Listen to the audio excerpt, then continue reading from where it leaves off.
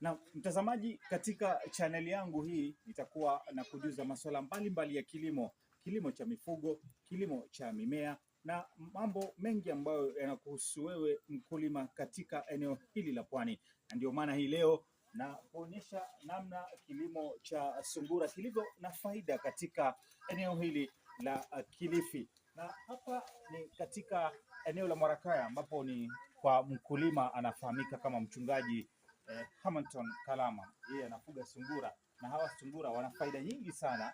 Soko lipo, sungura wanazaa kwa wingi sana iwapo utawalea vizuri. Unachofaa kuzingatia katika ufugaji wako ni usafi. Manake sungura ukimlisha vizuri atakuwa na faida, atazaa vizuri. Na pia sungura, kumbuka, kinyesi chake ni mbolea, samadi, na pia mkojo wake ni dawa, na pia vile vile ni mbolea. Nasema ni dawa kwa sababu gani?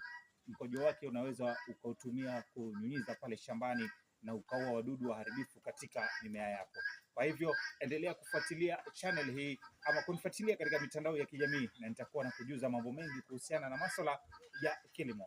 Mimi naitwa Joseph Jira, na mitandao yangu yote ya kama katika handle zangu zote za mitandao ya kijamii utakuwa unaweza kupata mambo mengi kuhusiana na masuala ya kilimo. Tembea nami ujue mengi.